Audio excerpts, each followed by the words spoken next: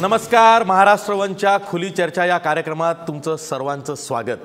रामदास आठवले महाराष्ट्राच्या राजकारणातलं सर्वात प्रभावी दलित नेतृत्व. दलित पॅन्थरमधून उदयास आलेले हे नेतृत्व आज मोदी सरकारमध्ये केंद्रीय सामाजिक न्याय राज्यमंत्री आहेत.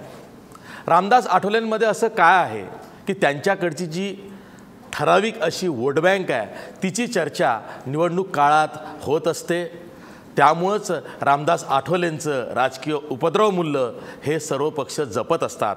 सध्या ते महायुतीमध्ये आहेत. मोदी सरकारमध्ये त्यांच्या पक्षाचं ते प्रतिनिधित्व करत आहेत.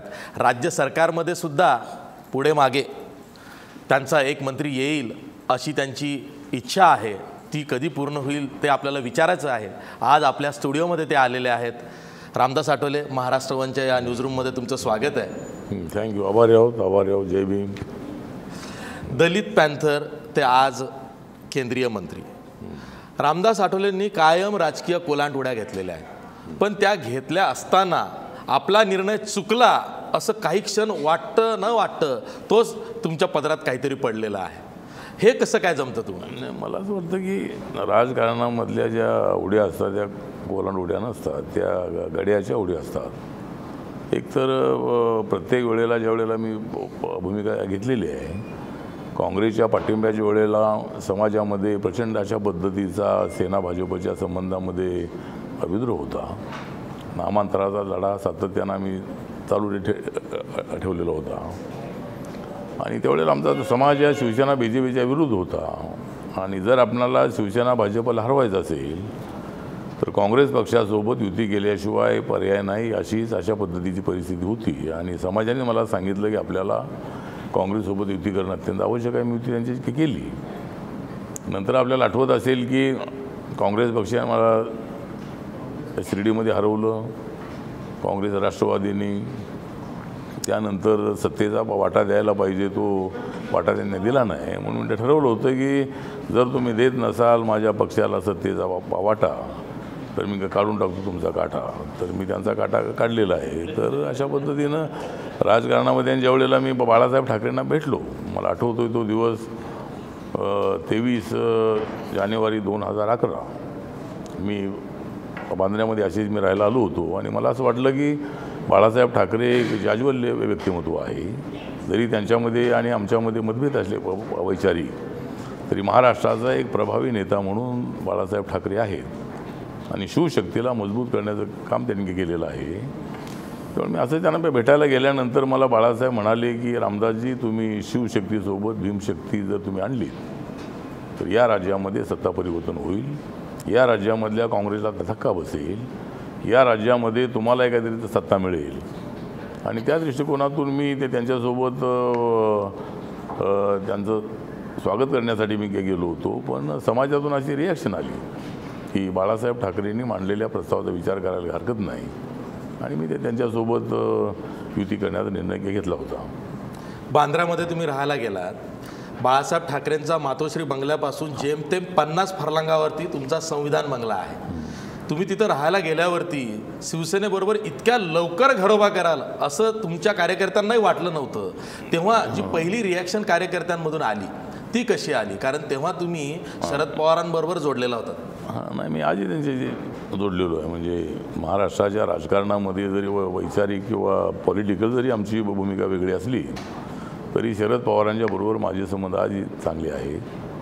आणि मी त्या ठिकाणी बांद्र्यामध्ये राहायला गेलो. मी काय मातोश्रीला पाहायला काही गेलो नव्हतो, म्हणजे राहायला गेलो. परंतु त्या ठिकाणी की गेल्यानंतर मी सगळ्या कार्यकर्त्यांची रिॲक्शन अशी आली की आपल्याला शिवसेना भाजपसोबत युती करायला हरकत नाही. मी महाराष्ट्रबरोबर विचारवंतांच्या बैठका घेतल्या आणि वैचारिक मतभेद आहे तरीसुद्धा मला अनेक लोकांनी फीडबॅक दिला. पत्रकारांशी बोललो, विचारवंतांशी बोललो, साहित्यिकांशी बोललो, अधिकाऱ्यांशी बोललो, कार्यकर्त्यांशी बोललो आणि मला सगळे असे म्हणाले की काँग्रेस पक्षाला धडा शिकवायचा असेल. ज्या काँग्रेस पक्षाने माझ्या घरातलं सामान बाहेर काढलं. मी एटीएल उदिष्टीला राहत होतो. मी 3 वेळेला 98मध्ये, 99मध्ये आणि 2004मध्ये काँग्रेसच्याच सहकार्याने मेहरबानीनं मी खासदार होतो लोकसभेचा. आणि मी शिर्डीमध्ये मी हरल्यानंतर काँग्रेस पक्षाने मी ज्यावेळेला तिसरी आघाडी मी गेली रेड ऑलोज, त्यावेळेला माझं सामान बाहेर काढलं. मग अशी तू आता विचार कर की म्हणजे मी 12 वर्षे मी दिल्लीच्या बंगल्यातून सामान बाहेर काढलं होतं. दिल्लीच्या बंगल्यातून सामान बाहेर काढल्यावर मी ठरवलं होतं की दिल्लीच्या सत्तेतून यांना बाहेर काढणं अत्यंत आवश्यक आहे. आणि मग हा सगळ्यांच्या सोबत संवाद केल्यानंतर मला तर सगळे म्हणाले की करून टाका. मग मी म्हणालो ठीक आहे, मी करून टाकतो. आणि त्या पद्धतीनं शिवसेना BJP सोबत मी आलेलो आहे. शिवसेना BJP सोबतचा माझा अलायन्स वैचारिक अलायन्स नाही, हा अलायन्स पॉलिटिकल अलायन्स आहे. परंतु काँग्रेसला जबरदस्त सबक शिकवण्यासाठी तो निर्णय अत्यंत आवश्यक होता आणि मी काँग्रेसला सबक शिकवलेला आहे. अशी सर, सध्याच्या राजकीय परिस्थितीला घेऊन खूप प्रश्न येणार आहेत, पण मला दलित पॅन्थरवर तुम्हाला प्रश्न विचारायचा आहे. कारण दलित पॅन्थर जेव्हा तुम्ही स्थापन केला तेव्हा नामदेव ढसाळ तुमच्याबरोबर होते, जवी पवार होते, आणि ही दलित पॅन्थर एक वेगळी चळवळ जिचं आजही नाव घेतलं जातं. आणि तेव्हा तुम्ही दलितांना संरक्षणासाठी हत्यारं द्या अशी मागणी सरकारकडे केली होती.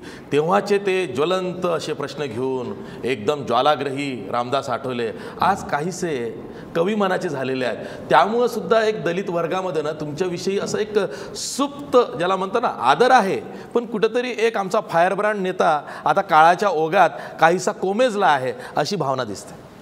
मला असं वाटत नाही. मला वाटतं की माझ्या समाजामध्ये प्रत्येकाला वाटतं की मी फुललेलो आहे.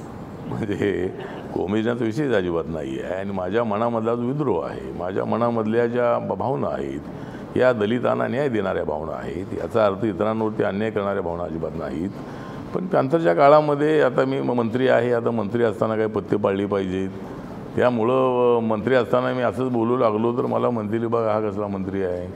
त्यामुळं माझ्या मनामधल्या ज्या भावना आहेत, अजूनही दलितांना न्याय मिळत नाही आहे, देशामधल्या गोरगरिबांचं अजूनही कल्याण होत नाही आहे. आणि त्यासाठी नरेंद्र मोदींच्या नेतृत्वाखाली देशामधल्या लोकांचं कल्याण होऊ शकेल असं मला वाटतं. नरेंद्र मोदींनी घेतलेले जे निर्णय आहेत, जी जनधन योजना आहे, स्टार्टअप इंडिया आहे, मेक इन इंडिया आहे, डिजिटल इंडिया आहे, स्वच्छता अभियान आहे, भीम ॲप आहे आणि नोटाबंदीचा निर्णय आहे. तर अशा पद्धतीच्या निर्णयामुळं या देशामध्ये आर्थिक स्थैर्य निर्माण होऊ शकेल असं मला वाटतं. पण माझ्यामधला पॅन्थर जो आहे तो पॅन्थर नेहमी जागा आहे. म्हणजे माझ्यामधला पॅन्थर हा कधीही कोमेजणार नाही आहे. आणि पॅन्थर जो असतो तो पॅन्थर झेप घेतो. पॅन्थरला सवय अशी आहे की तो कोणावर कधी अन्याय करत नाही. पण त्याच्यावर जर अन्याय झाला तर तो जाऊन झेप घेतो, नरडीचा गघोट घेतो आणि तो फक्त रक्त पितो. त्याला माहीत आहे की रक्त बनवण्यासाठी मग मटण खावं लागतं, जेवण करावं लागतं. पण त्या पॅन्थरची सवय अशी आहे की मी मटण खाण्यामध्ये वेळ खर्च करणार नाही, मटण खाण्यामध्ये जेवणामध्ये वेळ खर्च करणार नाही, डायरेक्ट मी रक्त पिणार आणि मी जिवंत राहणार. तर अशा पद्धतीनं मी सुद्धा पॅन्थर आहे अशीच. हां, म्हणजे रामदास आठवले हे पॅन्थर आहेत. याच पॅन्थरला आता आमची न्यूजरूम प्रश्न विचारणार आहे. सचिन सर, सध्या मुंबईमध्ये जागा वाटपाची चर्चा सुरू आहे शिवसेना आणि भाजपमध्ये, पण कुठेही RPIचा विषय येत नाही आहे. या दोन्ही पक्षांमध्ये जागा वाटपाचं चर्चा होईल, निर्णय होईल, त्यानंतर जे काही उरेल ते दिलं जाईल का, अशी दुय्यम रोल तुम्हाला दिला जातो असं वाटत नाही का? म्हणजे आम्हाला उरलेलं खाण्याची सवय आहे. म्हणजे एकतर तू म्हणतो बरोबर आहे की रिपब्लिकन पक्ष आता भारतीय जनता पार्टीसोबत अलायन्समध्ये आहे विधानसभेपासून. आता शिवसेना भाजपमध्ये यांचं तर नाटक आहे की काय मला माहीत नाही आहे, परंतु दोघेजण चर्चा करतायत. आणि आता BJPचं म्हणणं आहे की आम्हाला 115 जागा द्या. मग त्यांच्या आमदार त्यांचे 15 आहेत, त्यांचे 14 आहेत. आणि मग आता या दोघांचा वाद मिटल्याशिवाय आमची चर्चा होऊ शकत नाही. तुझं म्हणणं बरोबर आहे की सुरुवातीपासून आम्हाला सोबत घ्यायला पाहिजे, परंतु आता त्या दोघांमध्ये जागा कोणत्या सुटत आहेत. कारण मागच्या निवडणुकीमध्ये आम्हाला शिवसेना आणि BJPकडून 29 जागा मिळाल्या होत्या. त्यामध्ये शिवसेनेच्या कोट्यातल्या 21 जागा होत्या, BJPच्या कोट्यातल्या 8 जागा होत्या, अशा 29 जागा मला दिल्या होत्या. परंतु त्यांच्या मताचं जे ट्रान्सफर मत आहे ती न झाल्यामुळं आमचा माणूस एक निवडून आला होता. तर आम्हाला थोडीशी दुय्यम वागणूक म्हणता येणार नाही, परंतु कालच मुख्यमंत्र्यांना भेटलो मी आणि ते म्हणाले की रिपब्लिकन पक्ष आमच्यासोबत आहेच. जेवढ्याला युतीमध्ये RPI आला त्यानंतर ती महायुतीत झालेली आहे. आणि जर म्हणून या दोघांचा वाद या 2-3 दिवसामध्ये मिटेल किंवा वाढेल. म्हणजे मिटेल किंवा वाढेल. वाढला तरी आम्ही BJP सोबत आहोत आणि मिटला तरी शिवसेना भाजपसोबत आम्ही आहोत. त्यामुळं आम्ही आहोत त्या ठिकाणी आहोत आम्ही. म्हणजे सेना भाजपची युती नाही झाली तर तुम्ही भाजप बरोबर राहणार आहात, म्हणजे सध्या आहातच तुम्ही. नाही, भाजप आम्ही राहणार आहोत कारण भाजप आमच्यासोबत राहणार आहे. नाही, आमच्या दोघांची युती होणारच आहे. म्हणजे तुम्हाला शिवसेनेची काही सर सुतक नाही? नाही, शिवसेना आमचा मित्रपक्ष आहे. उद्धवजींबद्दल मला आदर आहे. उद्धवजींनी बाळासाहेबांच्या नंतर फार मोठं काम केलेलं आहे. 63 आमदार निवडून आणणं काही सोपं काम नाही आहे. त्यामुळं शिवसेना उद्धव ठाकरेंनी चांगल्या पद्धतीची आघाडी मारलेली आहे. पण ज्या वेळेला RPI ज्या वेळेला BJP-सोबत गेला त्यावेळेला BJP-ला 122 जागा मिळाल्या, डबल जागा मिळाल्या. जर रिपब्लिकन पक्ष कदाचित शिवसेनेसोबत असता तर शिवसेना ही BJP-च्या जागेवर असती. परंतु आता मला जी राज्यसभा आहे ही राज्यसभा गोपीनाथ मुंडे, BJP, नरेंद्र मोदी असतील त्यावेळेला, अमित शहा होते, राजनाथ सिंग अध्यक्ष होते त्यावेळेला, तर BJP-च्या कोट्यातून मला ती राज्यसभा दिली होती. आणि जर मला कदाचित शिवसेनेने पहिल्या टप्प्यामध्ये जर मला राज्यसभा दिली असती तर कदाचित मला त्यांच्यासोबत राहावं लागलं असतं. पण आता BJP-ने ज्या अर्थी मला राज्यसभा दिली होती, केंद्रामध्ये BJP-ची सत्ता होती, त्यामुळं मला BJP-सोबत विधानसभेला जावं लागलं. त्यामुळे उद्धवजी माझे मित्र आजही आहेत. उद्धवजींनी आणि BJP-ने एकत्र यावं, शिवसेना BJP-ने अशी आमची इच्छा आहे. पण आमची इच्छा असून उपयोग आहे, त्यांची इच्छा काय आहे? तर त्या दोघांमध्ये आता जागेची रस्सीखेच होणार आहे. कदाचित 80च्या वर आम्ही जागा देणार नाही असं शिवसेनेचं म्हणणं आहे. BJP-चं म्हणणं आहे की आता ते दिवस गेलेले आहेत, ते आमचे दिवस होते ते तुमचे आलेले आहेत आणि तुमचे दिवस होते ते आमचे आलेले आहेत. त्यामुळे आम्हाला जागा वाढून मिळाल्या पाहिजेत. आणि म्हणून BJP सहजासहजी फारच ऐकेल असं मला वाटत नाही. पण माझं दोघांना विनंती आहे की मुंबईच्या विकासासाठी आणि महाराष्ट्रातलं जे मॅन्डेट आहे हे शिवसेना BJP RPIच्या बाजूचं आहे. आणि अशी जे गोष्ट सांगतो की जर मागच्या निवडणुकीमध्ये जर आमचा एक माणूस निवडून आला असला तरी त्यावेळेला मनसेचं फार मोठं चॅलेंज होतं. मनसेच्या 28 जागा निवडून आल्या. आणि जर RPIने या दोघांना पाठिंबा दिला नसता तर सत्ता येत नव्हती. 92मध्ये आपल्याला आठवत असेल की 92मध्ये मुरली देवराज असताना त्यावेळेला रिपब्लिकन पक्षाचा आणि काँग्रेस अलायन्स झाला. आणि त्यावेळेला पहिलं महापौरपद देण्याचं त्यांनी मान्य केलं आणि चंद्रकांत हंडोरे आमचे महापौर झाले. त्यावेळेला आमचे 12 नगरसेवक निवडून आलेले आहेत. आणि 22 वर्षानंतर RPIच्या पाठिंब्यामुळं काँग्रेसला सत्ता मिळाली मुंबईमध्ये. त्यामुळे RPIची ताकद आमचे काही निवडून येत नाही ती गोष्ट ठीक आहे. निवडून येण्याचं काम आमचं नाही आहे, निवडून आणण्याचं काम आमचं आहे. आणि त्यांना निवडून आणल्यानंतर मग सत्ता देण्याचं काम त्यांचं आहे. पण नंतर मात्र आम्हाला डावललं जाते. अशी तो आता काल मुख्यमंत्र्यांना म्हणालो की आम्ही सत्तेत आहोत की नाही. बोले आहात आपण सत्तेमध्ये.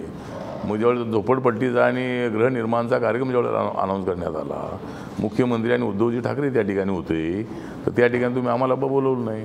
तुम्हाला आमची आठवण येते बघ, निवडणुकीच्या वेळेला आमची आठवण येते. अरे माझं नाव आठवले असताना तुम्हाला मी आठवत नाही. त्यामुळे ते म्हणा हो बरोबर आहे म्हणा, तुम्हाला बोलवायला पाहिजे होतं. मग मी त्यांना ही आठवण करून दिली की प्रबोधनकार ठाकरेंच्या प्रतिमाचं अनावरण म्हणजे अलीकडे करण्यात आलं. आणि मग मुख्यमंत्री आणि उद्धवजी होते पण मग मला बोलवलं नाही. बाबासाहेबांचे आणि प्रबोधनकारांचे संबंध एवढे तर चांगले होते, त्यांच्याबद्दल आम्ही एवढं चांगलं बोलतो. पण शिवसेनेला काही आठवलं नाही का, तर माझं नाव आठवले असताना त्यांना आठवत नाही. तर त्यामुळे ठीक आहे. तर म्हणून पण ठीक आहे, आम्ही आहोत, म्हणजे आम्ही आमच्या कामामध्ये आहोत. पण या दोघांनी एकत्र यावं अशी माझी इच्छा आहे. आणि दोघे एकत्र आले नाही तर आम्ही BJP-सोबत राहणार आहोत. मी आता प्रबोधनकार ठाकरे आणि बाबासाहेबांचा एक संबंध सांगितला. या महाराष्ट्रानं देशाला आतापर्यंत प्रबोधनाची चळवळ असेल किंवा सामाजिक एकता जी आहे ती इथूनच महाराष्ट्रातूनच गेलेलं आहे. सोशल फॅब्रिक इथलं जे आहे ते देशातल्या इतर राज्यांनी आतापर्यंत घेतलेला आहे, धडा घेतलेला आहे.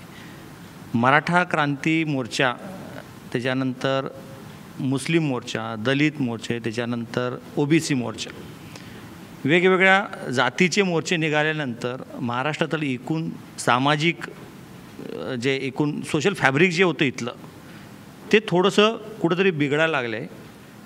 याआधी सुरुवातीला तुमची स्वतःची जी भूमिका होती मराठा संघटनांच्या किंवा मराठा समाजाच्या व्यासपीठावरून तुम्ही अनेकदा मराठा समाजाला आरक्षण मिळालं पाहिजे असं म्हणून तुम्ही भूमिका घेतली होती. शालीनताई पाटलांनी तुम्हीसुद्धा एका व्यासपीठावर असायचं. पण आता हे मोर्चे निघाल्यानंतर इथलं जे सामाजिक स्वास्थ्य सगळं जे बिघडलेलं आहे ते कुठंतरी एक आणण्यासाठी किंवा नव्यानं ते प्रस्थापित करण्यासाठी तुमचे पुढचा काय अजेंडा आहे का? नाही तर एक तर तू सांगितलं ते बरोबर आहे की महाराष्ट्रामधलं काय एकदम सामाजिक स्थैर्य बिघडलेलं असं म्हणता येणार नाही, पण समाजामध्ये जागृती आलेली आहे. मराठा समाजाला मोर्चे काढण्याची सवय नव्हती, पण ती त्यांना सवय आता त्यांना लागलेली आहे. आणि मराठा आरक्षणाच्या निमित्तानं एक काळ असा होता की दलितांच्या आरक्षणाला विरोध करणारे मराठी आणि दलितांच्या आरक्षणाला विरोध करणारे ओबीसी, हे नंतर ओबीसी आरक्षण मागू लागले. ओबीसीनं आरक्षण मिळालं, नंतर मराठी आरक्षण मागू लागले, जाट मागू लागले, पटेल मागू लागले, राजपूत मागू लागले, ब्राह्मण मागू लागले. याचा अर्थ असा आहे की आरक्षण हे किती महत्त्वाचं होतं. बाबासाहेब आंबेडकरांनी दलितांना दिलेलं आरक्षण किती महत्त्वाचं होतं. आणि मग सुरुवातीला मात्र आर्थिक निकषावर आरक्षण द्या अशा पद्धतीची सातत्यानं मागणी होत होती, पण नंतर मी त्यांच्यामध्ये मध्येच गेले आणि मी सांगितलं की तुम्ही आर्थिक निकषावर आरक्षण मागितलं तर दलित आदिवासींचं आरक्षण अजिबात जाणार नाही. ओबीसींचं आरक्षण हे जरी क्रिमिलेअरची पद्धत लावलेली असली तरी जात हा क्रायटेरिया पकडूनच या मागास जाती आहेत म्हणून त्यांना आरक्षण मिळालेलं आहे. त्यामुळं तुम्ही सगळं आरक्षण आर्थिक निकषावर द्या असं म्हणाल तर हा सगळा वर्ग मोठ्या प्रमाणात उभा राहील. त्यापेक्षा तुम्ही स्वतंत्र आरक्षण मागा. आणि मग मराठा समाजातून ही मागणी येऊ लागली की कोणाच्या आरक्षणाला धक्का न लावता आम्हाला आरक्षण द्या. मग मी जर सगळ्यात अगोदर मागणी केलेली आहे मराठा समाजाला आरक्षण द्या. मराठा समाज मागणी करत नव्हता त्यावेळेला मी मागणी केलेली आहे. तर आता एवढंच आहे की मराठा मोर्चे ते निघाल्यानंतर त्यांनी जर फक्त मराठा आरक्षणाच्या मागणीसाठी मोर्चे काढले असते तर कदाचित दलितांचे मोर्चे ते निघाले नसते.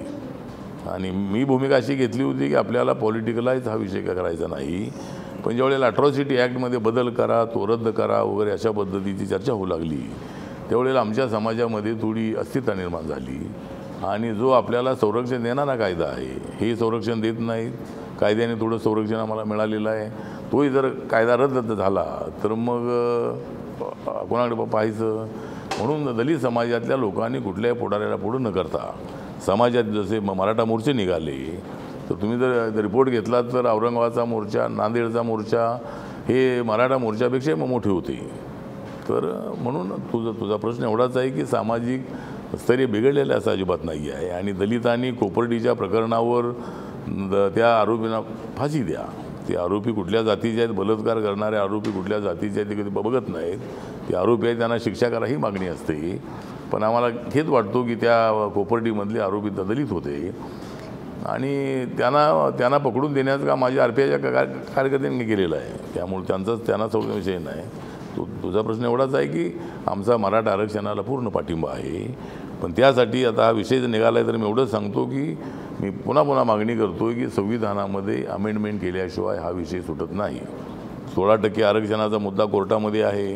अनेक राज्यांनी आरक्षणाचा निर्णय घेतला पण कोर्टात तो टिकत नाही, कारण सुप्रीम कोर्टाने 50%च्या पुढे आरक्षण द्यायचं नाही अशा पद्धतीची भूमिका घेतलेली आहे. आणि त्यामुळं हायकोर्ट असं म्हणतं की आता सुप्रीम कोर्टाचा आदेश असा आहे. त्यामुळं संविधानामध्ये जर अमेंडमेंट केली, आरक्षणापेक्षा बिघडलेलं सामाजिक स्वास्थ्य आहे ते कसं पूर्वपदावर आणतं. मी मराठा दलित ऐक्य परिषद सुद्धा भरवण्याचा प्रयत्न केला. आधी शिर्डीला ठेवली होती ती तुम्ही पुढे ढकलली आणि कोल्हापूरला घेतली. पण त्याला मराठा नेत्यांचा ज्या पद्धतीनं पाठिंबा मिळाला पाहिजे, म्हणजे कार्यक्रम पत्रिकेवरती नावं दिसली मराठा नेत्यांची पण व्यासपीठावर ते दिसले नाही. त्यामुळे तो प्रश्न आहे की हे बिघडलेलं सामाजिक स्वास्थ्य तुम्ही सुरळीत करण्याचा प्रयत्न करताय पण त्या प्रयत्नाला दुसरे सहकार्य करत नाहीत. हा नाही आता विचारलं तू बरोबर आहे की शिर्डीमधली परिषद पुन्हा का कोल्हापूरमध्ये तर झाली, कारण नाशिकमध्ये थोडं दलितांच्या काही घरांवरती, कार्यकर्त्यांवरती, गावांमध्ये हल्ले तर झाले होते. शिर्डी बाजूलाच असल्यामुळं मी थोडा विचार केला की अशा वेळेला आमच्या लोकांना ते आवडणार नाही की मराठा आमच्यावर अत्याचार करतायत आणि कसलं मराठाचं दलित ऐक्य. पण हा विषय जो आहे तो दलित आणि मराठ्यांच्या ऐक्याचा अत्यंत आवश्यक असल्यामुळं मी ती परिषद थोडी पुढं ढकलली तर मी कोल्हापूरमध्ये घेतली. पण आता मला अनुभव असा आला की काँग्रेस राष्ट्रवादीचे नेते येत नाहीत. येतो म्हणतात, मी फोन केला की म्हणतात येतो म्हणतात, परंतु कदाचित आठवले आता BJP सोबत आहेत, शिवसेनेबरोबर आहेत आणि आपण गेलो तर आपल्याला पक्षातून काढून टाकतात की काय, किंवा अशी भीती त्यांना आहे काय माहीत नाही. पण मी फोनवर बोलल्यानंतर अजितदादा असतील, नारायण राणे असतील किंवा अनेक नेत्यांना मी बोललो ते येतो म्हणाले. पण मला वाटतं की डॉक्टर DY पाटील सोडले तर काँग्रेस राष्ट्रवादीत कोणी आलं नाही. पण आपण म्हणताय त्याप्रमाणे हे सामाजिक ऐक्य निर्माण करण्यासाठी मी पुढाकार काय घेणार आहे. दोन्ही समाजामध्ये विशिष्ट येता कामा नये. मी दलितांना सांगतोय की मराठ्याच्या आरक्षणाला पाठिंबा आपला असला पाहिजे आणि मराठ्यांना सांगतोय की ॲट्रॉसिटीच्या बद्दल तुम्ही अत्याचार करू नका. ॲट्रॉसिटी लागणार नाही म्हणजे ॲट्रॉसिटीचा मिसयूज होऊ नये या मताचे आम्ही सहमत आहोत. त्याचा मिसयूज जर आमचे लोक करत असतील तर त्याला आमचा पाठिंबा अजिबात नाही. परंतु ॲट्रॉसिटी ॲक्ट जो आहे तो दलित आणि मराठ्यांना किंवा दलित आणि सवर्णांना एकत्र आणण्यासाठी आणणारा दुवा म्हणून हा कायदा आलेला आहे. तर त्याचा मिसयूज होऊ नये यासाठी मी प्रयत्न करणार आहे आणि दलित आणि मराठ्यांना एकत्र आणण्यासाठी मी प्रयत्न करणार आहे आणि मराठ्यांना आरक्षण मिळवून देण्यासाठी मीच प्रयत्न करणार आहे. आठवल्यांच्या भीतीचा विषय काढलेला आहे. रामदास आठवलेंची अनेकांना म्हणजे भल्याभल्यांना भीती वाटते. त्यावरच आपण पुढच्या भागात चर्चा करणार आहोत. पुन्हा भेटूया ब्रेकनंतर.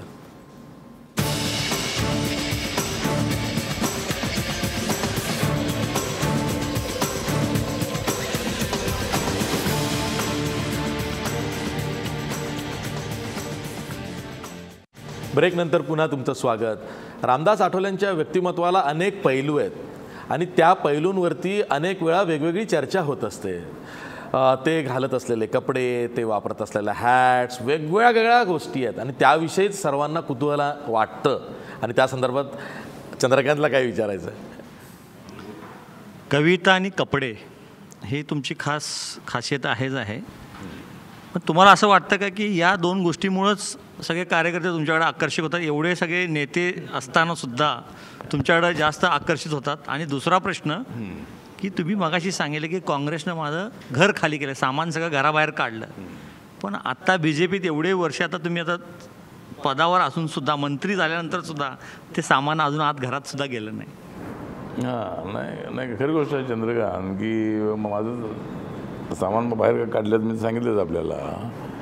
पण या सरकारमध्ये आल्यापासून मला घर मिळत नाही. अजून घर मिळत नाही कारण आता मी विचार केला की जर घर मिळत नसेल तर मंत्रिपद मिळालं पाहिजे. त्यामुळे आता मंत्रिपद मिळालेलं आहे. आता घर जे मला 8 टाईप हवं आहे ते काही सध्या का खाली नाही आहे. पण घर मला मिळालं पाहिजे. म्हणजे मी अजूनही बेघर आहे.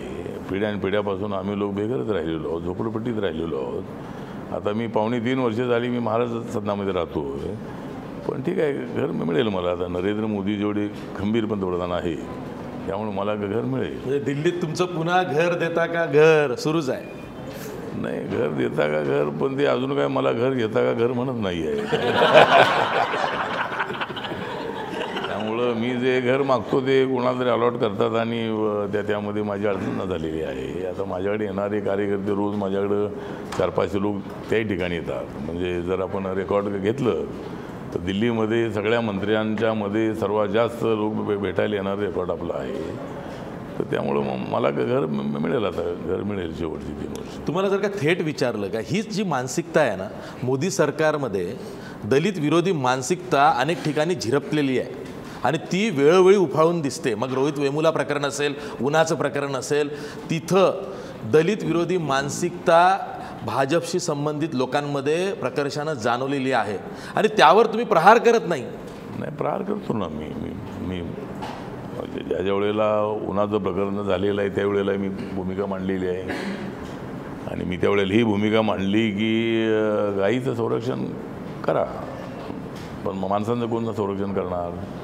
त्यामुळे मी भूमिका मांडलेली आहे. ज्यावेळेला रोहित वेमुलाचं प्रकरण घडलं त्यावेळेला मी सगळ्यात अगोदर मी जाऊन आलो त्या ठिकाणी. आता मानसिकता जी आहे ती आता एक तर मला असं वाटतं की भाजपचं सरकार आलेलं आहे म्हणून ही मानसिकता नाही आहे. ही मानसिकता ही मुरलेली आहे. तुझ्या मताची मी सहमत आहे की त्या ठिकाणी जे अप्पाराव आहे ते अप्पाराव आणि त्या ठिकाणचे ॲडमिनिस्ट्रेशन आहे. ॲडमिनिस्ट्रेशन जे आहे हैदराबाद सेंट्रल युनिव्हर्सिटीमधलं, तर त्याच्यामधले काही लोक असे जाती मेंटॅलिटी असल्यामुळं त्या ठिकाणी रोहित वेमुलाला आत्महत्या करावी लागली. पण नरेंद्र मोदींचं जर तू पाहिलं तर नरेंद्र मोदी असं म्हणाले की तुम्हाला दलितांच्याबद्दल फार राग येत असेल तर तुम्ही मला उडी मारा, परंतु गायीच्या नावाने किंवा गायीच्या संरक्षणाच्या नावाखाली तुम्ही अत्याचार करू नका. आता त्यांनी भीम ॲप सुरू केलेलं आहे नरेंद्र मोदी. तुम्ही आता म्हणता नरेंद्र मोदींनी अशा पद्धतीने सांगितलं. इथं महाराष्ट्रामध्ये गोवंश हत्याबंदीचा कायदा केल्यानंतर तुम्ही 3 वेळा मोर्चा काढले. महाराष्ट्रात कुणीही कुठल्याही इतर नेत्यांनी मोर्चे नाही काढले, पण तुम्ही स्वतः काढला. त्या मोर्चाला सरकारनं आजपर्यंत किती प्रतिसाद दिला आणि ते काढण्याचं काय कारण होतं नेमकं? नाही तर मोर्चे आम्ही काढले कारण आता एक तर त्यामुळं जवळजवळ महाराष्ट्रातले 25 लाख लोक बेरोजगार होत होते, झालेले आहेत. आणि एक तर आता असं आहे की गोहत्या बंदीचा कायदा असताना गोवंश हत्या बंदीच्या कायद्याची आवश्यकता नव्हती. पण मागच्या युतीच्या काळामध्ये 95 साली ज्यावेळेला शिवसेना BJP सत्तेवर आली त्यावेळेला त्यांनी तो कायदा केला. 1976चा गोहत्या बंदीचा कायदा ऑलरेडी आहेच. आता त्यांनी तो कायदा या ठिकाणी आणला आणि तो पाठवला राष्ट्रपतींकडे सहीसाठी, मान्यतेसाठी. पण मधल्या काळामध्ये त्याच्यावर सही झाली नव्हती. पण अलीकडे काय खासदार जाऊन भेटले आणि राष्ट्रपतींनी सही केल्यानंतर तो गोवंश हत्या बंदीचा कायदा आलेला आहे. तर आता त्याला आमचा विरोधच आहे. पण आता अनेक गोष्टीचा शिवसेनेचा भाजपला विरोध आहे, भाजपचा शिवसेनेला विरोध आहे. पण हा जो कायदा आहे गोहत्या बंदीला आमचा पूर्ण पाठिंबा आहे. गाय पवित्र आहे, गायीचं संरक्षण करणं अत्यंत आवश्यक आहे. पण बैलाचं केलं पाहिजे. परंतु मला वाटतं की गोवंश हत्या बंदीचा कायदा बदलला पाहिजे असं आमचं मत आहे. आठवले साहेब, आमची पुण्याची रिपोर्टर आहे अश्विनी सातव-डोके, हिला एक प्रश्न तुम्हाला विचारायचा आहे आणि आवर्जून विचारायचा आहे. बोल. माझा प्रश्न असा आहे की तुम्ही सुरुवातीला असं सांगितलं की भाजप आणि सेनेबरोबर तुम्ही गेलात ती तुमची राजकीय तडजोड आहे, वैचारिक तुमचा काही त्या पक्षांशी संबंध नाही. ना अगदी बरोबर आहे, कारण ज्या आंबेडकरी विचारधारेतनं आणि पॅन्थरमधनं तुम्ही आलात त्याला अजिबात भाजप आणि सेना हे रुचणार असं नाही, पण तुम्ही ती तडजोड केलेली आहे. पण अनेकदा RPIचे जे वेगवेगळे गट आहेत ते एकत्र येण्यासाठी प्रयत्न झाले. मग असे प्रयत्न होत असताना एक आंबेडकरी जो तरुण आहे आता सुद्धा की तो एकत्र येतोय, आपल्या न्याय हक्कांसाठी तो रस्त्यावरती येतोय. मग असं असताना तुम्हाला असं वाटत नाही का की ह्या सगळ्या RPIच्या वेगवेगळ्या गटांना एकत्र करावं आणि एक पर्याय द्यावा, म्हणजे आपल्यावरती अशी राजकीय तडजोड करण्याची वेळ येणार नाही? नाही, तुझा प्रश्न बरोबर आहे की आता एकतर RPIची सगळी नेते एकत्र आली पाहिजे. त्यासाठी मी एकदा दलित पॅन्थर ऑफ इंडिया हे संघटन बरखास्त केलेलं आहे. एकदा तर मी माझ्या सभेमध्ये शिवाजी पार्कच्या लोकांनी थोडा गोंधळ घातल्यानंतर मी माझा गट सगळ्यात अगोदर बरखास्त केला आणि 95मध्ये आमचं ऐक्यच झालेलं आहे. त्यानंतर अशा अनेक वेळेला प्रयत्न तर झालेले आहेत. तर आता आणि तुला एवढं सांगतो की जरी आम्ही सगळे RPIचे गट जरी आम्ही एकत्र आलो तरी आम्हाला एक सुद्धा आमदार निवडून आणता येत नाही. एक फक्त नागपूरची एक सीट अशी आहे, उत्तर नागपूरची, त्या ठिकाणी बुद्धिस्ट मतदार जो आहे हा एकत्र आला तर ती सीट निवडून येते.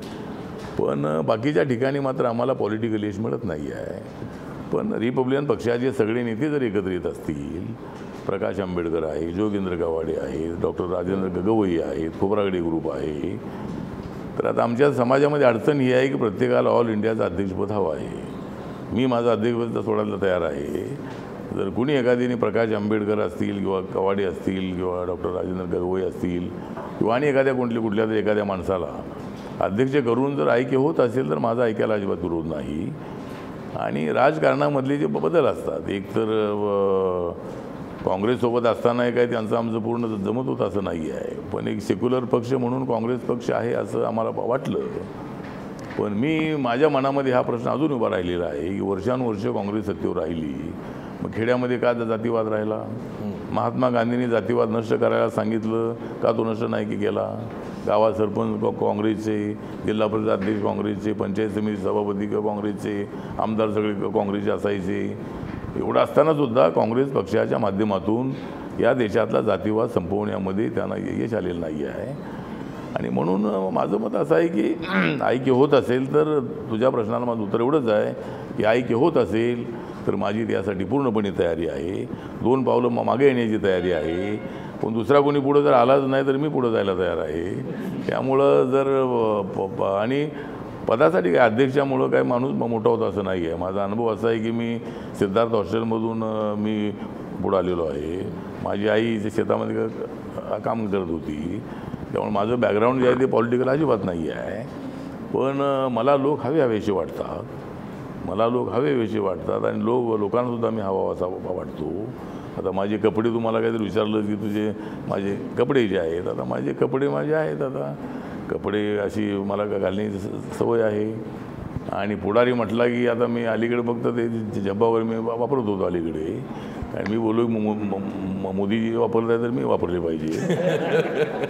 त्यामुळं मंत्री झाल्यानंतर थोडे झब्बे वगैरे थोडे वापरत होतो. पण मी पूर्वी महाराष्ट्रामध्ये मंत्री असताना अनेक वेळेला असं व्हायचं की जर मी कुठं गेलो दुसऱ्या राज्यामध्ये तर त्या ठिकाणी गेलो मी तर माझे कपडे एकदम असे जीन पॅन्ट असायची, असे काहीतरी शर्ट असायचे कलरफुल. आणि मग मी खाली उतरलो की ते मंत्री कुठे शोधायचे, आणि मी पुढं आणि ते मागे, मी पुढं आणि ते मागे. तर ठीक आहे, कपडे सगळं असं म्हणजे मला काही टिपिकल असं पुढारी व्हायचं नाही आहे, त्यामुळं कपडे घालणं माझी आवड आहे. सर, तुम्ही आता उपहासानं म्हणालात पण खूप मार्मिक वाक्य तुम्ही बोललात की सर्व रिपब्लिकन पक्ष जरी एकत्र आले तर आम्हाला एकही आमदार निवडून आणता येत नाही.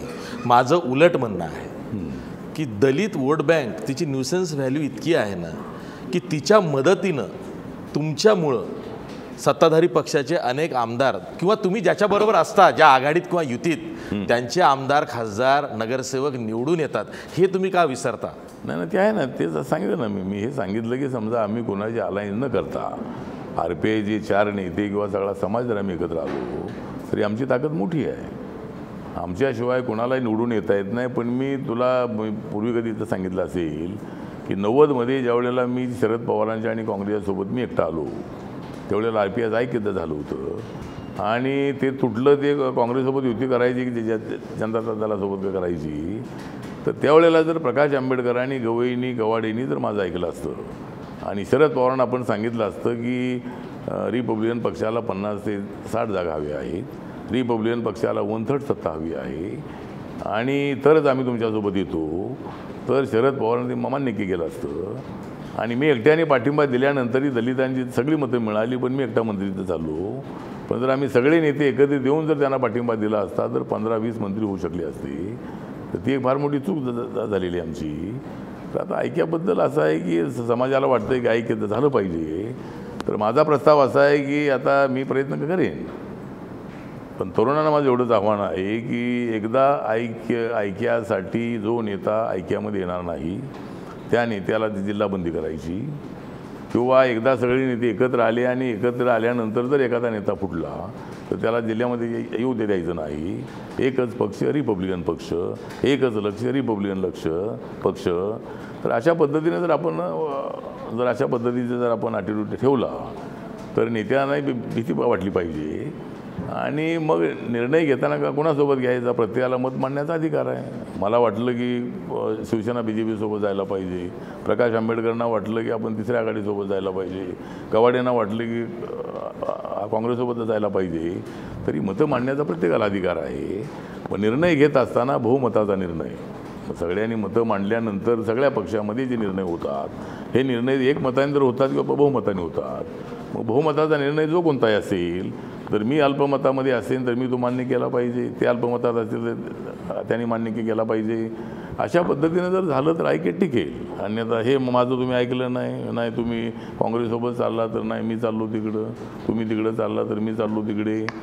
तर समाजाने सुद्धा अशा नेत्यांवरती बंधन आणलं पाहिजे. आणि पुन्हा ही चर्चा होते. म्हणजे ऐक्य हा हास्याचा विषय नाही आहे, ऐक्य आवश्यक आहे. आमची एक ताकद, प्रचंड ताकद आहे. आणि मग आम्ही आता माझा प्रयत्न असा आहे की माझ्या पक्षामध्ये अशीच मी OBC आघाडी केलेली आहे, मराठा आघाडी केलेली आहे, मातंग आघाडी आहे, चर्मकार आघाडी आहे, मायनॉरिटीची आघाडी आहे, बेरोजगार आघाडी आहे. तर अशा अनेक आघाड्या मी केलेल्या आहे. तर बाबासाहेबांनी रिपब्लिकन पक्षाची संकल्पना यासाठीच आणली की बाबासाहेब आंबेडकर 1952च्या निवडणुकीमध्ये याच ठिकाणी, हा सगळा तुमचा एरिया, या ठिकाणी लवकरो मतदारसंघामध्ये बाबासाहेब आंबेडकरांना काजरोळकर नावाच्या काँग्रेसच्या उमेदवाराने हरवलं. त्यानंतर 54मध्ये भंडाऱ्यात बाबासाहेब उभे राहिले, त्या ठिकाणी बोरकर नावाच्या महार समाजाच्या माणसांनी काँग्रेसच्या बाबासाहेबांना हरवलं. म्हणून बाबासाहेबांनी विचार केला की मी दलितांच्याच ताकदीवर जर मी निवडणुका लढलो तर निवडून येणं शक्य आहे. म्हणून रिपब्लिकन पक्ष, प्रजासत्ताक पक्ष. आणि मग बाबासाहेब आंबेडकरांनी राम मनोहर लोहियांना पत्र लिहिलं होतं की आपण काँग्रेसच्या विरोधामध्ये एकच पर्याय, एकच पक्ष उभा करूया, आणि त्या पक्षाचं नाव रिपब्लिकन पक्ष असेल. पण ती काही चर्चा पूर्ण होऊ शकली नाही. तर म्हणून रिपब्लिकन पक्षामध्ये आमच्या ऐक्याबरोबरच जर आपण इतर सगळ्या घटकानं आणलं तर रिपब्लिकन पक्षसुद्धा सत्तेवर येऊ शकतो. जर बाबासाहेब आंबेडकरांच्या काळामध्ये अजून ते 8-10 वर्षे राहिले असते तर कदाचित बाबासाहेब आंबेडकर या देशाचे सर्वश्रेष्ठ प्रधानमंत्री होऊ शकले असते. कारण त्यावेळेला बाबासाहेबांची भूमिका अशी होती की टू पार्टी सिस्टीम असली पाहिजे. काँग्रेसला विरोध करणार, जसं काँग्रेसच्या विरोधामध्ये जनता पार्टी स्थापना झाली, त्यांना सत्ता मिळाली, मोरारजी देसाई पंतप्रधान झाले. तर म्हणून जो प्रश्न आहे त्या पद्धतीनं सगळ्या जाती वर्गाच्या लोकांना जर आम्ही एकत्रित आणलं अशी तर आम्हीसुद्धा रिपब्लिकन पक्षाचा कधीतरी मुख्यमंत्री होऊ शकतो. पण त्यासाठी आम्हाला श्रम करावं लागेल. अगोदर आमच्या नेत्यांनी एकत्र यावं लागेल. सगळ्या दलित समाजामधल्या बौद्धितर असणारे सगळे जे घटक जाती आहेत त्यांना तो सोबत आणलं पाहिजे. कोणाला तरी पुढाकार घ्यावा लागेल. नाही, मी घेतो पुढाकार, मी घेतो. माझं पुढच्या निवडणुकीच्या वेळेला मी घेतो पुढाकार. ठीक आहे. सोनाली विचार. तुम्ही असं आत्ता म्हणालात की रिपब्लिकन पक्षाचा सुद्धा मुख्यमंत्री होऊ शकतो. तुम्ही एक गल्लीतला कार्यकर्ता ते केंद्रीय मंत्री अशी सगळी वाटचाल केलेली आहे. पुढे काय तुम्हाला पुढे कुठली भूमिका घ्यायला आवडेल, कुठलं पद निभवायला आवडेल, मुख्यमंत्री, पंतप्रधान की आणखी काय? नाही, तू सांग काय घ्यायचं. नाही, पुढचं पद आता नाही. आता असं आहे की मंत्रीपदी आता मी काय, पंकजा मुंडे म्हणतात की जनतेच्या मनातल्या त्या मुख्यमंत्री आहेत, त्या अर्थानं तिनं विचारलं की तुम्हाला आणखी काय. नाही, मला जरी वाटत असलं तरी मला माहीत आहे की मी काय मुख्यमंत्री होऊ शकत नाही. म्हणजे माझ्या पक्षाचं अजून जे ताकद आहेच आमची ताकद.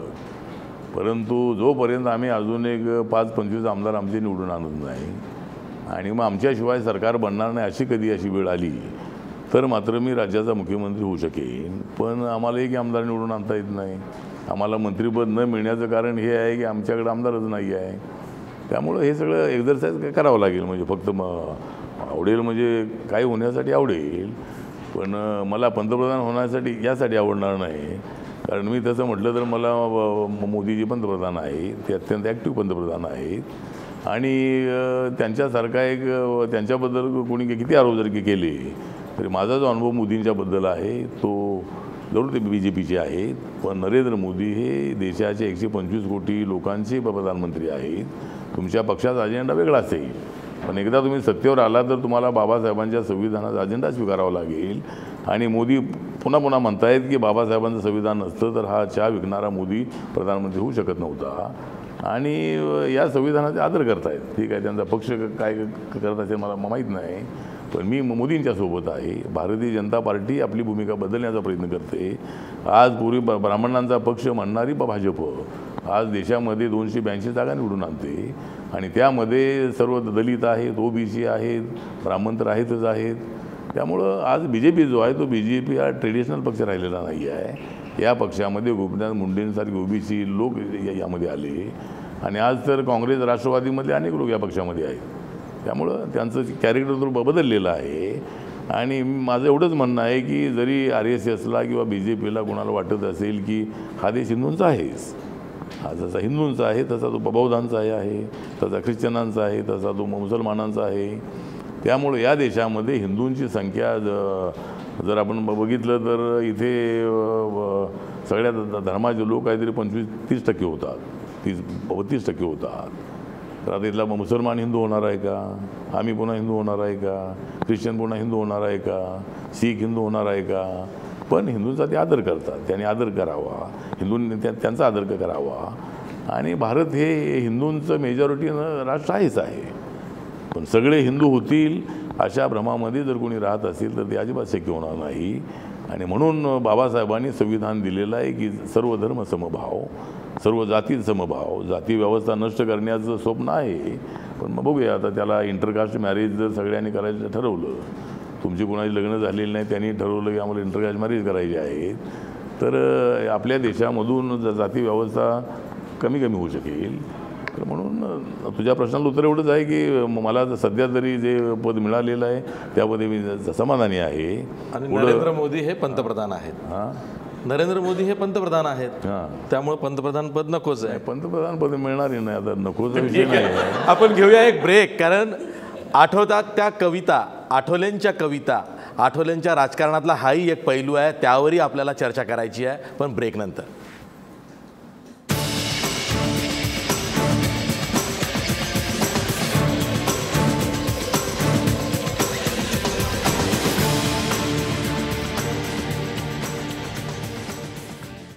ब्रेकनंतर पुन्हा तुमचं स्वागत. आपल्यासोबत रामदास आठवले आहेत, त्यांच्याबरोबर ही खुली चर्चा चालली आहे. विनोद, तुला काही प्रश्न विचारायचा आहे? सर, माझा एक प्रश्न होता की बऱ्याच वेळा सोशल मीडिया आणि आंबेडकरी जनतेमध्ये एक चर्चा होते की भाजप सरकार जे आता आलं आहे, मोदी सरकार, ते संविधान बदलू शकेल.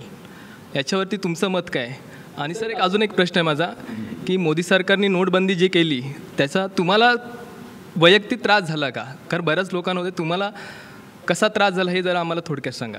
एक तर संविधान बदलण्याची पॉलिटिकल चर्चा आहे. एक तर आपण जर पाहिलं असेल टी व्ही, तर नरेंद्र मोदींनी लोकसभेमध्ये सांगितलं या देशाचं संविधान हा माझा धर्मग्रंथ आहे. या देशाचा तिरंगा झेंडा माझा झेंडा आहे. BJPचा वेगळा असेल, BJPचा मॅनिफेस्टो वेगळा असेल, पण माझ्या सरकारचा मॅनिफेस्टो हा बाबासाहेब आंबेडकरांचं संविधान हा माझा मॅनिफेस्टो आहे. त्यामुळं या देशाचं संविधान बदलण्याची कोणामध्ये शक्ती नाही, ताकद नाही. आपल्याला आठवत असेल की अटल बिहारी वाजपेयी प्रधानमंत्री असताना व्यंकट चल्लय्या नावाच्या एका माजी न्यायाधीशांच्या अध्यक्षतेखाली समिती नेमली होती आणि त्यांनी 6 महिने त्याचा अभ्यास केल्याच्यानंतर त्यांनी सरकारला रिपोर्ट दिला आणि त्यामध्ये व्यंकट चल्लय्याने असं सांगितलं की यामध्ये एक ओळसुद्धा बदलण्याची आवश्यकता नाही. याच्या प्रिॲम्बलमध्ये तर बिलकुल बदलण्याची आवश्यकता नाही, पण घटनेमध्ये बदल करण्याचे अधिकार पार्लमेंटला ते दिलेले आहेत. ज्यावेळेला तुम्हाला वाटेल की हा कायदा आउटडेटेड झालेला आहे, ज्यावेळेला तुम्हाला वाटेल की आता नवीन कायद्याची आवश्यकता आहे, तर पार्लमेंटला तो अधिकार आहे. त्यामुळं संविधान बदलण्याची टोटल बिलकुल आवश्यकता अजिबात नाही. आणि जर भारतीय जनता पार्टीच्या सरकारने संविधान बदललं तर मी त्या ठिकाणी असणार नाही. संविधान ते बदलू शकत नाहीत. मोदी म्हणतायत की ही पॉलिटिकल चर्चा आहे. काँग्रेस अस्वस्थ झालेली आहे, अस्थिर झालेली आहे, सत्तेवरून गेल्यामुळे ते भांबावलेले आहेत आणि त्यामुळं ते सातत्यानं सरकारला अडचणीत आणण्याचा प्रयत्न करत आहेत. वास्तविक खुल्या मनाने त्यांनी स्वीकारायला पाहिजे होतं की नरेंद्र मोदींच्या नेतृत्वाखाली आपल्या चुकांमुळं यांना प्रचंड यश मिळालेलं आहे आणि सरकारला सहकार्य केलं पाहिजे. लोकशाहीचा अर्थ असा आहे की सरकार, सत्ताधारी आणि विरोधक या दोघांनी एकत्रितपणे काम करणं, सरकारला बिलं पास करण्यासाठी मदत करणं. तर एवढे सगळे विषय मांडण्याची आवश्यकता नाही आहे. पण घटना अजिबात बदलली जाणार नाही. मोदींनी स्पष्ट सांगितलेलं आहे. मुंबईच्या सभेत येऊन त्यांनी सांगितलं की जरी मोहन भागवत यांनी पटेलांच्या गुजरातच्या आंदोलनानंतर जरी अशी भूमिका मांडली असली की हे सगळं चालल्यामुळं आरक्षणाचा रिव्ह्यू केला पाहिजे, याचा अर्थ ते दलितांचं काढा, यांचं काढा असं ते बोलले होते, असं अजिबात नव्हतं. पण मोठ्या प्रमाणामध्ये त्याची चर्चा झाली की आता भाजप आरक्षण काढणार. आणि नरेंद्र मोदीजी हिंदू मिलच्या भूमिपूजनाला आल्यानंतर त्यांनी BKCच्या सभेमध्ये स्पष्ट सांगितलेलं आहे की दलितांचं, OBCचं, आदिवासींचं आरक्षण अजिबात जाणार नाही. माझं सरकार त्यांचं पूर्ण समर्थन करतं आहे. त्यामुळं घटना अजिबात बदलली जाणार नाही आणि जे घटना बदलतील त्यांना बदलण्याची ताकद आमच्यामध्ये आहे. ठीक आहे. आणि दुसरा काय प्रश्न याचा होता? नोटाबंदीचा फटका परिणाम तुमच्यावर काय झाला का? नाही, नोटाबंदीचा परिणाम माझ्यावर झाला नाही. माझ्याकडं नोटा अजिबात नाही आहे, त्यामुळं नोटाबंदीचा परिणाम माझ्यावर अजिबात नाही झाला. आणि माझं एक जीवन हे सर्वसामान्य जीवन आहे. मी पीत नाही, खातो पण मी पैसे खात नाही. म्हणजे मला काय तो परिणाम झाला नाही. पण ठीक आहे, नोटाबंदीचाच विषय आहे. याबद्दल मी एवढं सांगेन की अनेक लोकांना त्रास झालेला आहे, पण नरेंद्र मोदींची व्यक्तिगत फायद्याची भूमिका अजिबात नव्हती. तर या देशामध्ये ब्लॅक मनी वाढत असल्यामुळं सरकारच्या खजिन्यामध्ये पैसे कमी येतात आणि सर्वसामान्य माणसाला जो न्याय, आर्थिक न्याय द्यायचा आहे तो देता येत नाही आहे. आणि म्हणून एकदा काळे पैसेवाल्यांना धक्का दिला पाहिजे अशा भावनेनं त्यांनी हा निर्णय घेतला. तयारी करायला पाहिजे होती गोष्ट खरी आहे, मग तयारी केली असती तर कदाचित सगळ्या लोकांना कळलं असं अगोदर. तर त्यामुळं त्यांचा निर्णय जो आहे तो, त्यांची भावना तर चांगली होती. लोकांना त्रास झालेला आहे, त्याबद्दल आम्ही त्रास झाल्याचं मान्य करतो आम्ही.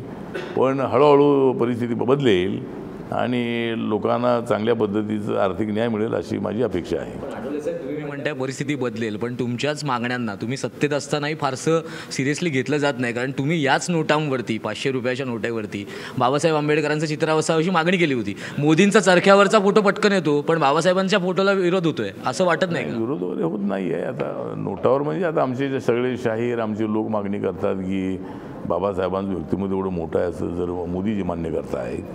सगळं जग बाबासाहेबांच्या व्यक्तित्वाबद्दल आदर व्यक्त करतं आहे. तर मग बाबासाहेब आंबेडकरांचा एखाद्या नोटीवरती फोटो का असू नये.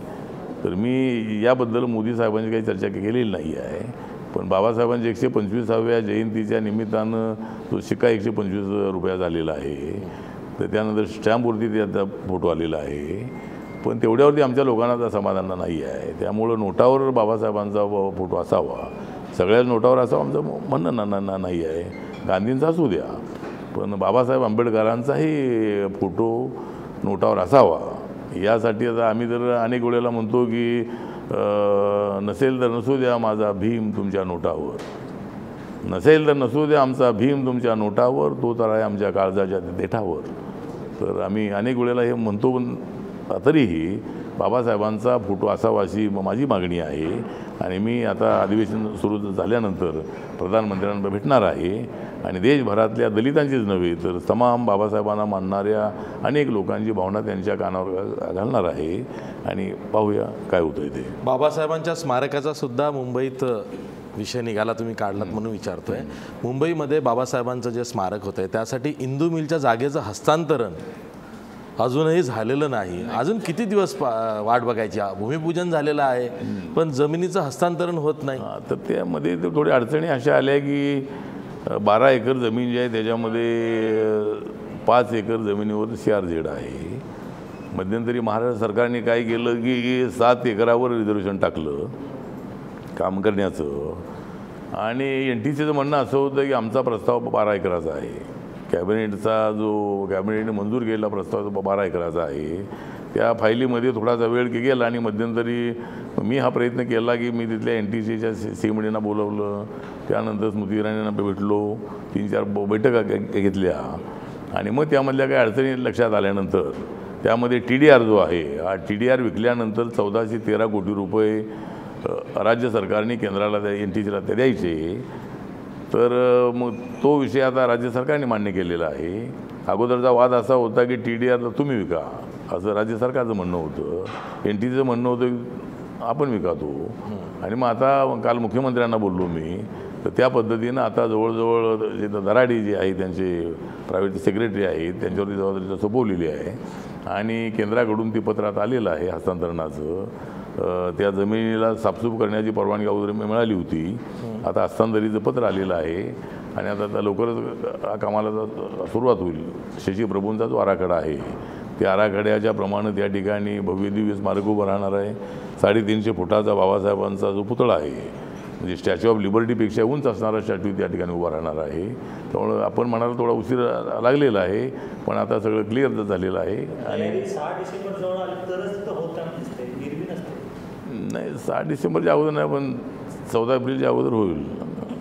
नाही म्हणजे आता जवळ झालेलं आहे. 14 एप्रिलचा विषय नाही, आता काम सुरू होईल. आता तुमचा पक्ष RPI आठवले गट हा इतर महापालिकांमध्ये सुद्धा आपलं स्थान आजमावतो आहे. अनेक ठिकाणी तुमचे युतीचे प्रयत्न चाललेले आहेत. त्या संदर्भातच आमचा नाशिकचा ब्युरो चीफ आहे अभिजित पाटील, त्याला प्रश्न विचारायचा आहे. अभिजित विचार. अजय तुमचे रिपोर्टर्स आहेत काय? सर माझा प्रश्न असा आहे की गेल्या वेळेस महानगरपालिकेच्या निवडणुकीच्या दरम्यान नाशिकमध्ये आपण शिवसेनेसोबत गेला होतात आणि तरी देखील आपल्याला असं समाधानकारक यश मिळालं नव्हतं. केवळ 3 जागा आपल्याला मिळाल्या होत्या. यंदा नेमकी आपली भूमिका काय असणार आहे? नाशिक महानगरपालिकेची निवडणूक असो किंवा जिल्हा परिषदेची निवडणूक असो. आणि दुसरा प्रश्न असा आहे की आज एक पत्रकार परिषद झाली, या ठिकाणी राजू शेट्टी असतील खासदार, त्याचप्रमाणे विनायक मेटे असतील, यांनी म्हटलं आहे की छोटे जे घटक पक्ष आहेत ते सगळे एकत्रित येणार आहोत आणि या निवडणुकांना आम्ही सामोरं जाणार आहोत. तर अशा घटक पक्षांसोबत देखील आपण जाणार आहात का? हे माझे 2 प्रश्न आहेत. कुठल्या पक्षासोबत? राजू शेट्टी आणि विनायक मेटेंच्या घटक पक्षांबरोबर तुम्ही जाणार? आता मागच्या वेळेला नाशिक महानगरपालिकेमध्ये आमची 3 नगरसेवक आहेत रिपब्लिकन पार्टी ऑफ इंडिया याची. तर आतासुद्धा आमचा प्रयत्न असा आहे की या ठिकाणी शिवसेना, भाजप, RPI जे काही मित्रपक्ष आहेत, राजू शेट्टींचा आहे, माधव जानकरांचा आहे, शिवसंग्राम आहे, तर या सगळ्या पक्षांनी एकत्रित येऊन निवडणूक लढवावी अशी आमची इच्छा आहे. आणि त्यामध्ये रिपब्लिकन पक्षाला 15-16 जागा मिळाल्या पाहिजे असा आमचा प्रयत्न आहे. तर पाहूया म्हणजे एकतर महायुती व्हावी अशी आमची इच्छा आहे, त्यासाठी प्रयत्न सुरू आहेत. आणि महायुतीच्या माध्यमातून जर आम्ही निवडणूक लढलो तर मनसेच्या हातामध्ये चुकून गेलेली सत्ता जी आहे ती सत्ता आपल्याला परत मिळवायला अडचण अजिबात होणार नाही आणि सत्ता आम्हाला महायुतीला मिळेल. अजिंक्य, तुला काही प्रश्न विचारायचा आहे? आठवले साहेब, मध्यंतरी एक वक्तव्य आलं होतं आपलं क्रिकेटशी संबंधित, की क्रिकेटशी संबंधित एक वक्तव्य होतं क्रिकेटशी, की क्रिकेटमध्ये देखील आरक्षण असावं.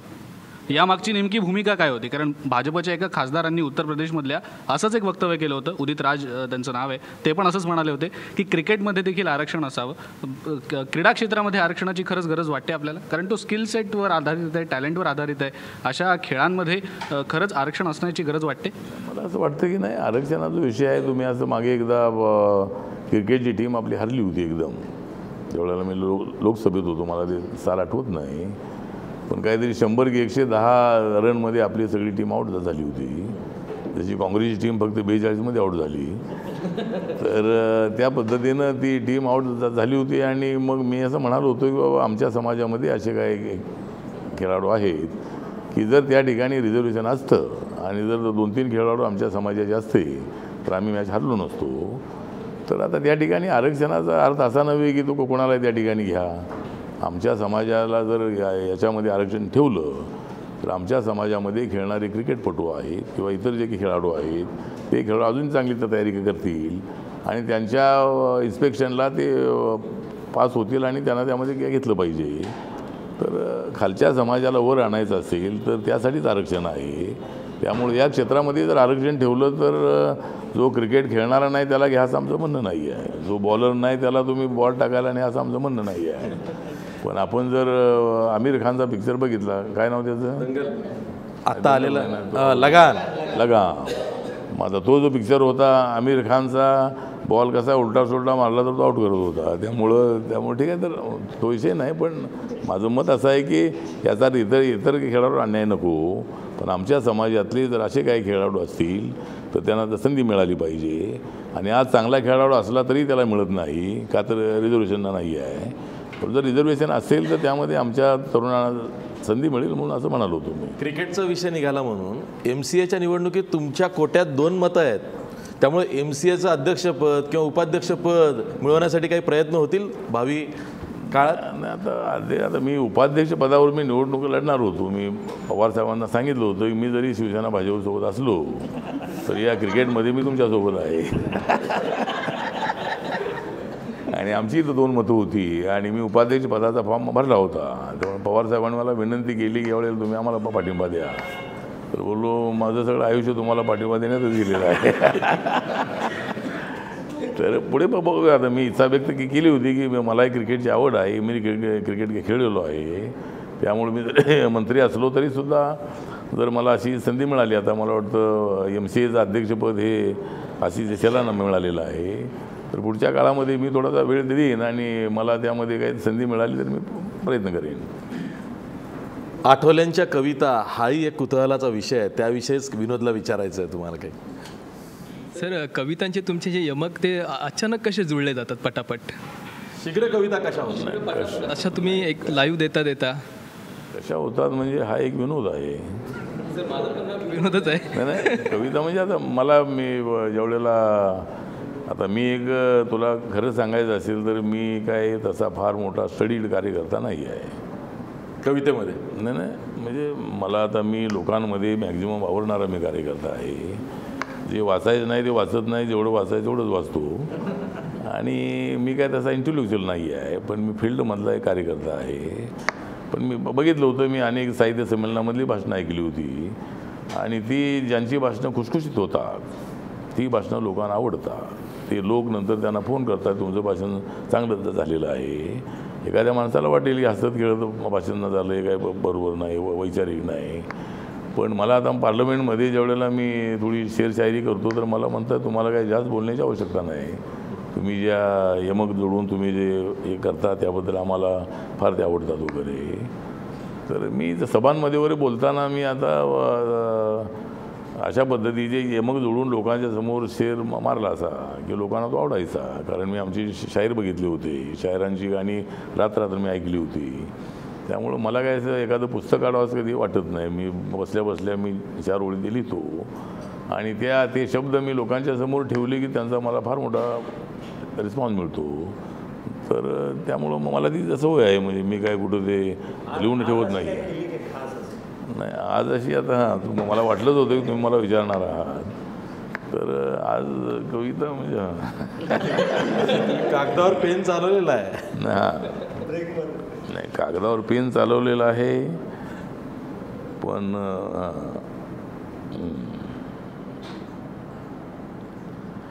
मी महाराष्ट्र वन बरोबर आज करत आहे खुली चर्चा.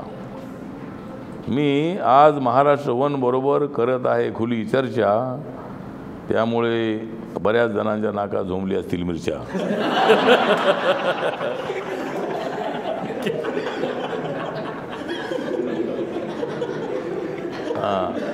मी इथं घेऊन आलेलो आहे माझ्या कवितांचा पर्चा.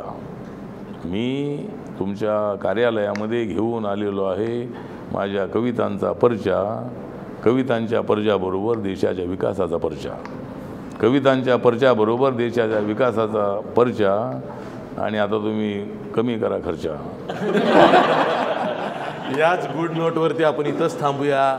आठवलेंच्या कविता ह्या आठवलेंच्या कविता असतात, त्याचा एक अर्थ जो आहे तो खूप वेगळा असतो. त्यात एक वेदना असते, ती दलित समाजाची असते. आठवले, रामदास आठवले हे असं एक व्यक्तिमत्व दलित समाजातलं महाराष्ट्रातलं आहे की ज्याच्या अवतीभोवती कार्यकर्त्यांचा सतत गराडा असतो. मी माझ्या राजकीय कारकिर्दीमध्ये असे अनेक नेते बघितले, त्यांच्या गाड्यांमध्ये त्यांचे चेले चपाटे असतात, परंतु आठवलेंच्या गाडीमध्ये घरातलं कोणी नसतं, कार्यकर्तेच असतात. आणि आठवले जिथं जातात तिथं कार्यकर्त्यांचा गराडा असतो. आज हा गराडा आमच्या कार्यालयातसुद्धा आम्हाला दिसलेला आहे. हेच आठवलेंचं मोठेपण आहे. आज इथंच थांबूया. पहा फक्त महाराष्ट्र वन.